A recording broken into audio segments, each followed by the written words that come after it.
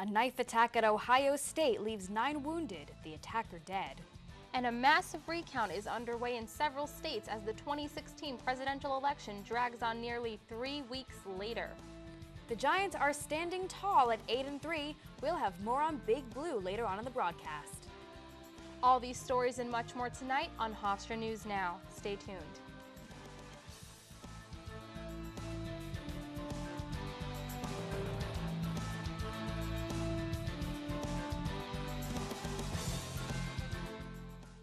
Good evening, this is HNN, Hofstra's premier student-run and produced news program. I'm Haley Marks. And I'm Christine Spaniolo. Now for our top story.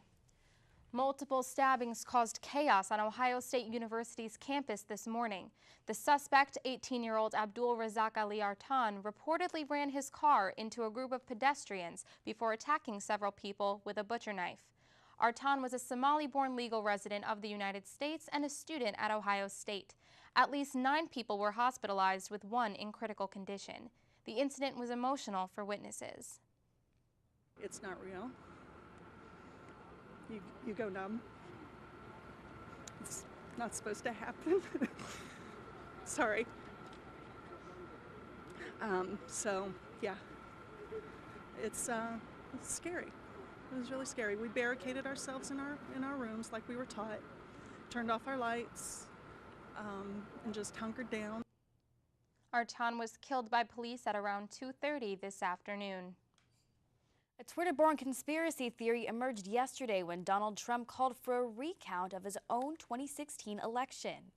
The president-elect tweeted that he actually did win the popular vote if you deduct the millions of people who voted illegally. He also tweeted that Virginia, New Hampshire, and California all had serious voter fraud, all states that Clinton won.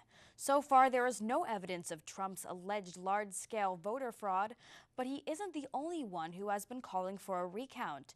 Green Party candidate Jill Stein has made an effort to have a recount as well in support of Hillary Clinton. It was reported that the Clinton campaign joined in Stein's effort, but according to the Washington Post, they have acknowledged the lack of evidence of any voter fraud.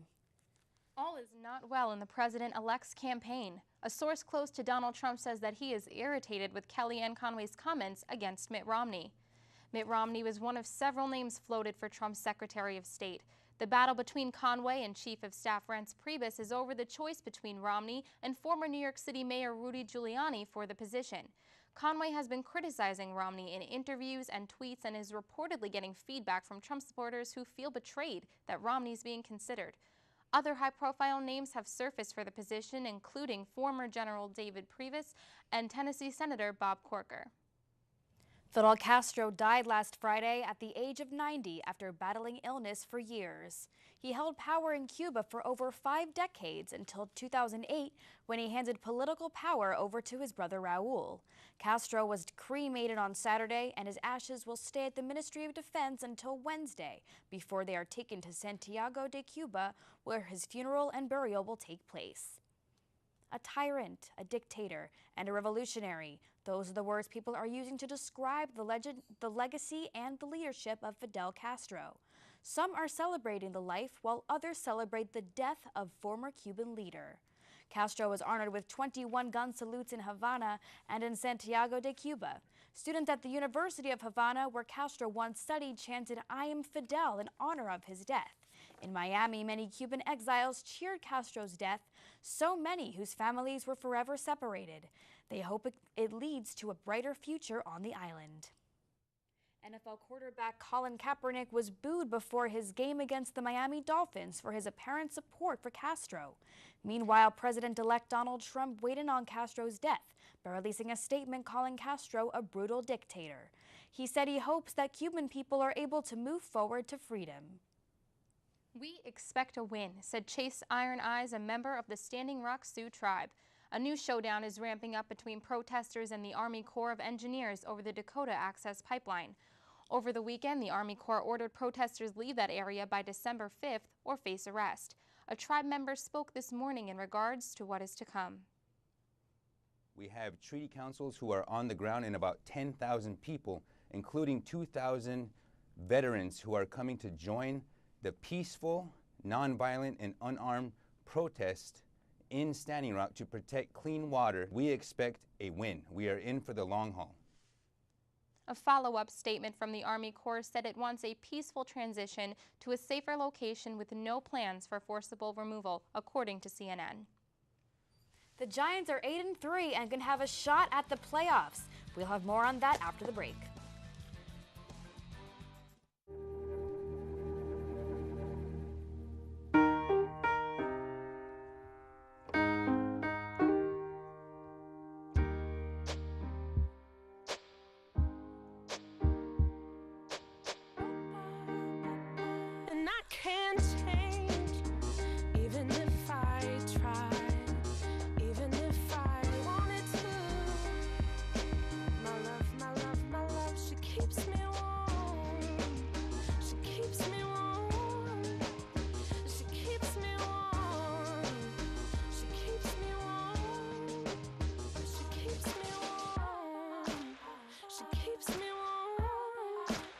We are neighbors and best friends. I love my sister.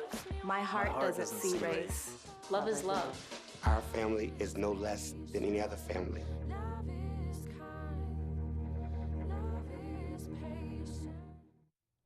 Now here with our sports is Alex Mitchell. So Alex, the Giants are killing it. Tell us about it. The Giants are 8-3. Pinch me, I must be dreaming. Yesterday they beat up on the Browns in Cleveland. The Giants were up 7-3 late in the half, and Eli Manning finds Odell Beckham Jr., the 20, the 10, and touchdown Giants. Beckham put up some major fantasy points. Now in the third quarter, Josh McCown under pressure from the Giants defense, ball deflected in the air. Jason Pierre-Paul grabs it, and he may not have 10 fingers, but he does have 6 points. Giants go up 21-6, fourth quarter now. Cleveland makes it a one-score game, but Manning finds Beckham again in the end zone to put it away. 27-13 the final. That's what it's like to be an 0-12 Browns fan. Oh dear.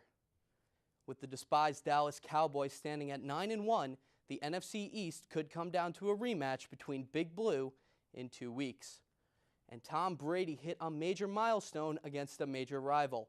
Taking on the Jets in the Meadowlands, the Jets were up by 3 on the goal line. Ryan Fitzpatrick finds Brandon Marshall leaping for 6. In quarter number 2, Brady botches the snap, but recovers and finds Malcolm Mitchell in the end zone. The two would go into the half tied at 10. Later in the fourth quarter, New England up by 4. Fitzpatrick drops back deep, launches, and he finds Quincy Enunwa. The Jets lead now 17-13, but the Patriots would make it a 1-point game with a 41-yard field goal. And after that, Tom Brady goes to town. Snap on the way. He's going to find Mitchell again in the end zone. That would seal it and give Mr. Brady his 200th win. He joins Peyton Manning as the winningest quarterback in history. Meanwhile, the Jets are 3-8 now and can't wait until this year wraps up. The Hofstra men's basketball team wants to jump out of 500 land.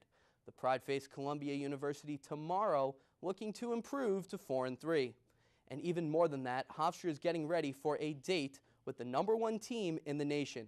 Hofstra will face the Wildcats of Kentucky at Barclays Center in Brooklyn 2 weeks from now, with hopes of a major upset and a chance to rattle the cages of the NCAA. For your sports update, I'm Alex Mitchell. Back to you guys. Thanks so much for that, Alex. So can you tell us actually, with the basketball team, could they make it to the tournament? Absolutely. They absolutely can make it to the tournament this year. They need to win the CAA, which will be tough, but it's very doable, especially with Eli Pemberton putting up about 20 points a game. Should be interesting. Great, great. Thanks so much for that. That's our news. I'm Haley Marks. And I'm Christine Spaniolo. Please join us again next week for Hofstra News Now, and have a good night.